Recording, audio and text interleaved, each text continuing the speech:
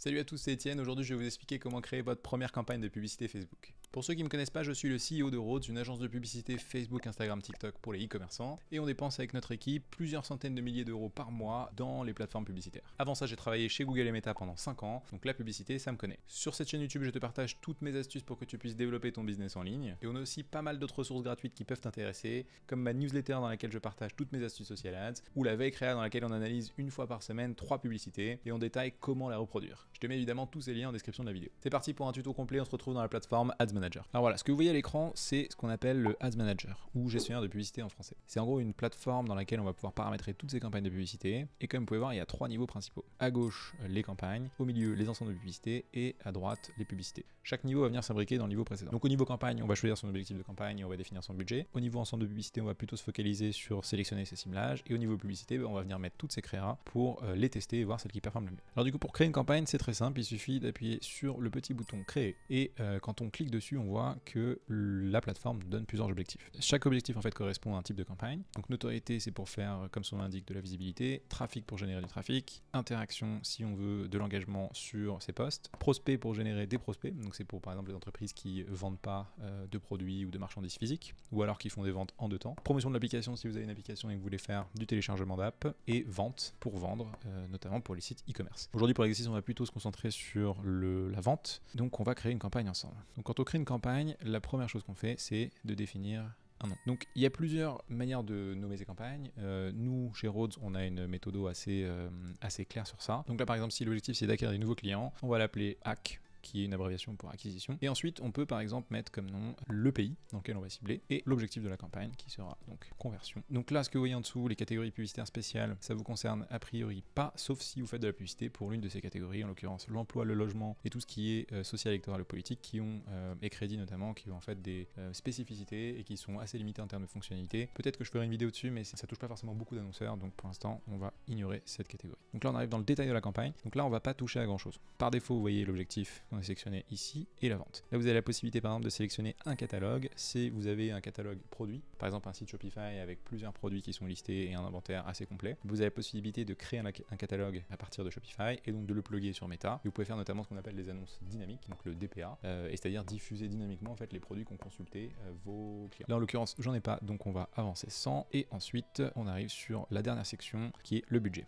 Les fonctionnalités A/B test, vous pouvez les ignorer, c'est plutôt pour les média buyers expérimentés et ça va servir notamment à tester des variables. Donc par exemple, si vous avez un paramétrage versus un autre et qu'il y a une seule variable qui change, vous pouvez splitter votre trafic en deux et analyser sur un indicateur comme le coût par résultat lequel des deux paramétrages est meilleur. Donc ça c'est plutôt avancé, on va pas trop s'attarder dessus. Et enfin, vous avez du coup le budget de campagne où c'est là où on va paramétrer en fait le budget qu'on va vouloir définir pour sa campagne. Par défaut, soit vous pouvez cocher cette petite case qui fait que vous avez donc un budget au niveau de la campagne et qui va lui-même se répartir entre les différents ciblage en fonction de ce qui a le plus ou moins de potentiel, ou alors vous pouvez décider de ne pas cocher cette case et du coup vous devrez mettre un budget au niveau de vos ensembles de publicité. Si vous êtes plutôt débutant, moi je vous recommande de choisir cette option là, puisque ça va permettre à l'algorithme de Facebook de lui-même choisir où attribuer le budget en fonction des résultats ou des potentiels de résultats qu'il va observer. Donc là en l'occurrence vous avez le choix entre deux options, le budget quotidien, c'est-à-dire le nombre d'euros qui va être dépensé tous les jours, ou alors le budget global. Par défaut nous on utilise le budget quotidien et donc là on peut partir sur 20 euros. Ici les stratégies d'enchères, donc a priori, si on est sur de la conversion, moi je vous conseille de plutôt rester sur le volume le plus élevé. Et objectif de coût par résultat, si vous avez en tête déjà que vous êtes prêt à payer au maximum pour acquérir un nouveau client, vous pouvez sélectionner cette option-là, mais elle est un petit peu plus avancée également. Donc pour commencer, on va rester sur volume le plus élevé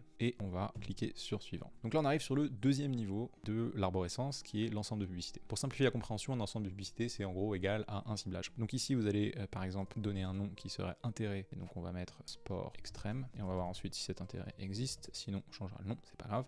Et ensuite, vous avez donc la conversion. La conversion, vous pouvez sélectionner où se passera la conversion. Donc l'action de conversion, c'est par exemple une personne qui achète sur le site. Là, si on se met dans la peau d'un e-commerçant, donc ce qu'on veut, c'est que les personnes achètent sur le site. Donc on va sélectionner site web. Mais si vous avez par exemple une application ou les deux, vous pouvez évidemment sélectionner d'autres options. Vous choisissez de maximiser le nombre de conversions, puisque ce que vous voulez, c'est qu'avec votre budget, on ait cherché le plus d'actions de conversion, donc le plus d'événements d'achat sur votre site. Et le pixel, donc là en l'occurrence, c'est un pixel factice, donc c'est pour ça qu'il s'appelle test, mais normalement, si vous avez bien fait les paramétrages, vous avez votre pixel qui va revenir ici et il y aura aura un petit voyant vert qui vous dira qu'il est bien actif. Donc là on sélectionne le pixel et donc on va demander l'événement de conversion. Là il y a plusieurs écoles. L'idée c'est que en fonction de l'événement qu'on va sélectionner, l'algorithme va plus ou moins optimiser dessus. Donc là en fait cette section là, l'événement de conversion, elle est super importante puisque ça va conditionner en fait les résultats de la campagne. En gros si on choisit l'événement d'achat, ce que va faire Facebook, il va aller chercher un maximum de profils qui ont un potentiel de générer un achat. A l'inverse, si on lui demande par exemple de sélectionner ajout au panier, ce qu'il va faire c'est qu'il va chercher un maximum de personnes qui ont un potentiel de ajouter des produits au panier. Le problème c'est que quand on a des petits budgets et qu'on n'a pas beaucoup d'événements de conversion sur l'achat, qui est ce qu'on cherche in fine, donc on cherche à faire des ventes, il y a un risque qu'on n'ait pas suffisamment de données et que du coup l'apprentissage et nos prises de décision soient beaucoup plus allongées. Donc dans des cas extrêmes, on peut utiliser ajout au panier comme événement intermédiaire, même si on préférera quand même le paiement initié, qui est celui-ci. Mais de manière générale, moi je recommande de paramétrer l'événement d'achat parce que c'est ce qui se rapproche le plus de l'objectif final, c'est-à-dire la vente. Donc là on va sélectionner achat et là vous n'avez pas la possibilité de mettre objectif de coût par résultat parce qu'on ne l'a pas paramétré en temps 1, mais si vous l'aviez paramétré au niveau de la campagne, on pourrait sélectionner en gros le coût maximum que vous voulez payer pour une vente. Ça, on va pas s'y intéresser. Et ensuite, les publicités dynamiques. Voilà, ici c'est des nouvelles fonctionnalités que propose la plateforme, donc le contenu publicitaire dynamique. Ici vous pouvez décider ou non de sélectionner, de cocher cette case, donc contenu publicitaire dynamique, et donc ça va laisser de la liberté à l'algorithme pour aller choisir des combinaisons et rajouter des musiques, ou rajouter par exemple des petits éléments en haut de votre story pour augmenter les chances de réussir. Moi personnellement je le coche jamais parce que je trouve pas ça très joli ce qu'ils font, même si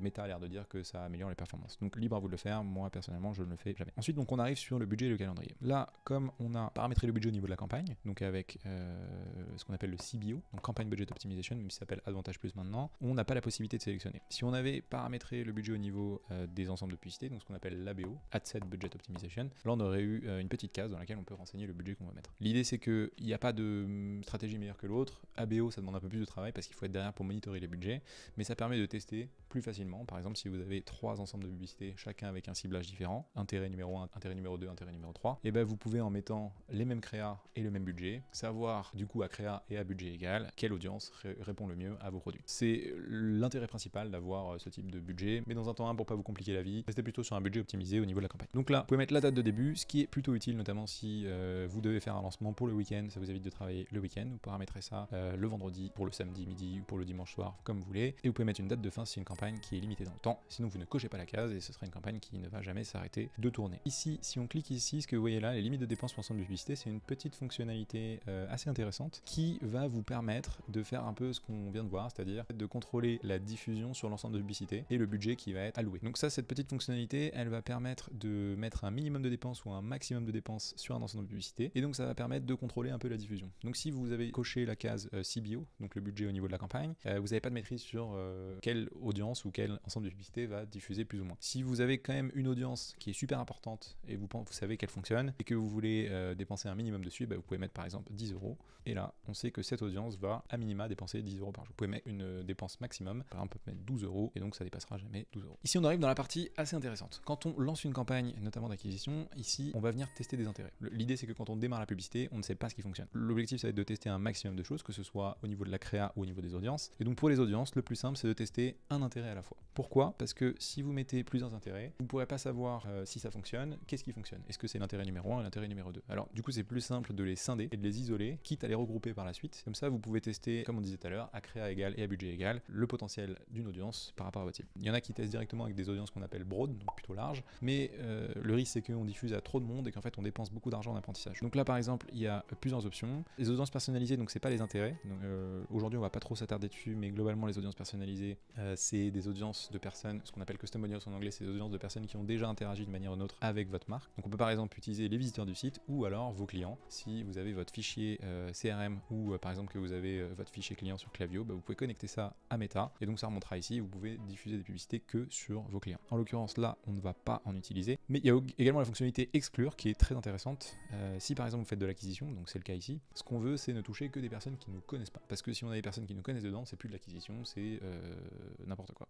Donc ce qu'on peut faire c'est exclure. En l'occurrence là on n'a pas d'audience que ce compte est factice, mais si vous avez bien paramétré votre audience, vous pouvez créer une audience personnalisée de visiteurs de votre site web, et donc par exemple sur les 90 jours, créer une liste d'audience de tous les visiteurs de votre site web sur les 90 derniers jours, et vous pouvez l'exclure de vos campagnes d'acquisition pour être sûr de ne pas les cibler. C'est d'ailleurs recommandé de le faire de manière générale pour être sûr qu'on ne va pas parler à tout le monde en même temps. et de bien maîtriser en fait l'acquisition du retargeting. Ensuite, on arrive sur le lieu. Donc là, c'est le ciblage géographique. Ici, on va rester sur la France et l'âge. Donc si vous avez par exemple des produits plutôt chers, et ce qui peut être intéressant, c'est de mettre un minimum d'âge parce que vous savez que les gens de 18 à 25 par exemple, souvent ils sont encore étudiants ou alors ils commencent tout juste la vie active, donc ils n'ont pas forcément beaucoup d'argent, donc c'est pas intéressant de dépenser de l'argent dessus. On arrive dans le ciblage avancé et donc c'est là que ça devient intéressant. On va pouvoir créer nos intérêts. Donc là en l'occurrence, j'ai pris un intérêt, donc je l'ai appelé sport extrême, je sais pas pourquoi. On peut dire qu'on vend par exemple des vélos, donc des VTT extrêmes. En l'occurrence, on va tester plusieurs ciblages. Donc là, si on tape sport extrême, là on voit que c'est un intérêt existant et donc quand on clique dessus, c'est nommé la taille de l'audience estimée. Si on veut affiner notre audience, on peut également aller dans les genres et donc là on peut sélectionner par exemple les hommes et on voit que l'audience s'affine encore plus. On est passé de 4 millions et quelques à 2 millions 9, entre 2 millions 9 et 3 millions 5 et on peut faire pareil pour les femmes et on voit que donc en France pour les femmes qui ont un intérêt pour le sport extrême, on est entre 1 million 4 et 1 million 7. Donc si on reste par exemple sur les hommes, là on a intérêt homme sport extrême, donc on peut par exemple renommer ici pour affiner intérêt homme sport extrême et donc on sait que cette cible là, ça ne va concerner que des personnes qui ont plus de 25 ans, d'ailleurs on peut le préciser également, donc qui ont 25 plus sport extrême, donc ce sont des hommes de 25 ans et plus qui sont intéressés par les sports extrêmes. Et donc ça nous fait une première cible. On descend et donc là on peut choisir les différentes langues, donc en l'occurrence on peut choisir toutes les personnes qui parlent français, parce que c'est pas parce qu'une personne est en France au moment où vous diffusez la publicité qu'elle est forcément française. Donc si vous voulez éviter d'avoir du contenu qui est diffusé à des personnes qui parlent pas la langue, vous pouvez simplement sélectionner la langue ici, ça vous permettra de filtrer. Et donc une fois que vous avez fini, vous arrivez sur la case du bas qui s'appelle placement. Et donc placement, c'est en gros où seront diffusées vos publicités. Donc par défaut, vous voyez que Facebook coche placement Advantage Plus. Donc c'est ce qui historiquement s'appelait les placements automatiques. Et donc ça veut dire que vous laissez à l'algorithme la liberté de diffuser là où il y a le plus de potentiel de conversion. Vous pouvez également choisir les placements manuels et donc sélectionner par exemple de ne pas diffuser sur Audience Network, qui est le réseau partenaire de Facebook, ou Messenger, et ne diffuser que sur Facebook et Instagram. Vous pouvez même aller plus loin en allant que sur les stories, par exemple sur Instagram. De manière générale, on recommande pas vraiment de choisir placement manuel parce qu'on a observé que les résultats sont moins bons et que les CPM sont plus élevés. Donc à budget égal, ça va coûter plus cher d'aller chercher des conversions. Donc par défaut, vous pouvez mettre placement Avantage Plus et laisser Facebook faire sa tambouille. Dans un premier temps, c'est beaucoup mieux. Surtout que parfois on a des intuitions qui sont pas forcément bonnes et c'est pas parce qu'on pense que notre cible est sur Facebook qu'elle est forcément sur Facebook. Donc mieux vaut se laisser toutes les chances de réussir. Voilà. Donc là on clique sur suivant et on arrive dans la dernière section qui est la section publicité. Donc sur la section publicité, on commence comme sur les sections précédentes par donner un nom. Et donc là, pour s'y retrouver, c'est super important de les nommer de la bonne manière. Donc par exemple, si là, vous allez mettre en ligne une publicité statique, donc c'est-à-dire un visuel qui n'est pas animé, vous pouvez l'appeler statique, et là, vous pouvez donner le nom. Donc je vais donner un nom factice, VTT caractéristique bénéfice, qui est un format de publicité assez connu. Et si vous voulez même aller plus loin et que vous avez des reporting, vous pouvez mettre un numéro, comme ça vous permettra de trier plus facilement dans la barre et donc d'analyser les performances consolidées sur toutes vos campagnes, mais pour la même créa.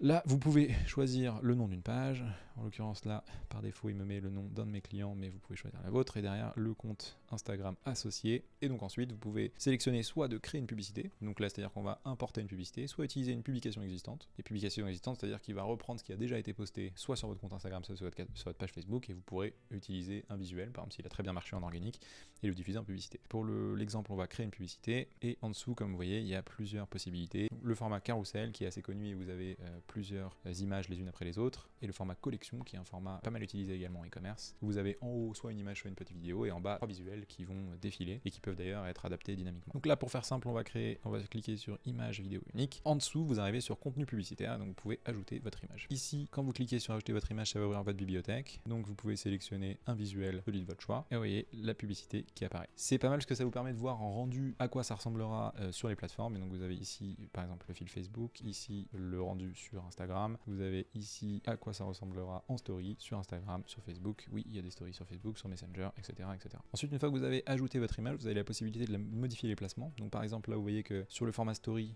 ça rend pas très joli parce que le format est pas vertical, donc si vous avez une variante de cette image pour les placements verticaux, vous pouvez évidemment la modifier et ajouter la même photo en vertical. En dessous on a le contenu publicitaire Advantage Plus, donc ça c'est encore une fois ce que se permet Meta. Donc là vous voyez que là, il va rajouter des petites musiques qui sont pas forcément très utiles ou alors des filtres différents. Moi par défaut je décoche tout ça parce que je considère que c'est moche et que ça n'apporte pas beaucoup de résultats, mais vous pouvez le laisser. Et enfin on arrive sur une partie très importante qui est donc le texte. Ici sur le texte, si vous tapez par exemple acheter un VTT super résistant. Vous voyez, ça apparaît ici. Ça, c'est vraiment la pire description que vous pouvez faire, mais dans l'idée, vous pouvez donc là faire tout le travail de recherche créative et donc mettre le message qui vous semble le plus cohérent. Ce qu'on recommande, c'est de tester plusieurs angles. Donc par exemple, vous pouvez tester un angle sur la preuve sociale, plus de 50 000 clients satisfaits, et vous pouvez même rajouter des petits emojis ici et en dessous, par exemple, les bénéfices. Donc ce sera livraison en 24 heures, 5 ans de garantie, nommé meilleur vélo de l'année. Bon, en l'occurrence, ça n'a pas trop de sens là, parce que je parle d'un vélo alors que vous avez un visuel d'un jeune homme, mais si vous faites l'effort des projections, ça aura du sens, parce que là, on aurait plutôt un visuel de vélo.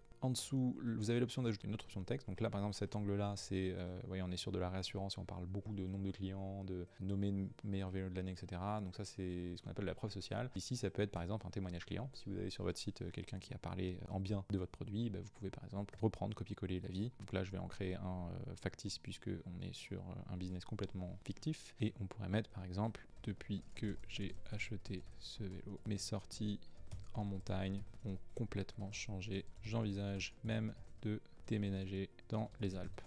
Pascal. Donc vous avez compris l'idée, vous pouvez tester plusieurs angles différents et vous pouvez mettre différentes, jusqu'à 5 options de titre. Et donc là vous pouvez jouer avec le titre en mettant des choses qui vont inciter à cliquer, donc par exemple livraison gratuite, ou alors vous pouvez mettre disponible dans toute la France ou satisfait ou remboursé. Bon là en l'occurrence l'outil de visualisation est complètement cassé donc vous voyez pas, mais en théorie là où il y a écrit Facebook se connecter ou s'inscrire, c'est là que vous devriez voir apparaître le titre. En dessous la description et donc c'est le petit sous-texte qui apparaîtra juste en dessous. Et donc là, si vous voulez réinsister sur la preuve sociale, vous pouvez mettre par exemple 50 000 plus clients satisfaits. Donc si vous avez bien fait attention, vous voyez qu'on a la possibilité d'aller jusqu'à 5 textes, 5 titres et 5 descriptions. Et en fait, ce que va faire Facebook par défaut, c'est qu'il va mélanger ces descriptions les unes avec les autres pour voir quelle est la combinaison la plus adaptée pour un utilisateur en temps donné. L'avantage de ça, c'est que ça vous permet de tester plein de combinaisons assez rapidement sans avoir à le faire manuellement. Le désavantage, c'est que c'est le plus dur d'isoler, même si vous avez des rapports pour ça, ce qui fonctionne. Donc, soit vous voulez vraiment tester spécifiquement des angles et maîtriser la diffusion, et dans ce cas-là, on vous recommande de faire une créa égale un titre à la fois, un titre, une description, ou alors vous laissez l'algorithme avec cette fonctionnalité faire sa petite tambouille, et en temps 2, vous pouvez optimiser. Le mieux serait de pré-tester chacun des titres pour pouvoir notamment réutiliser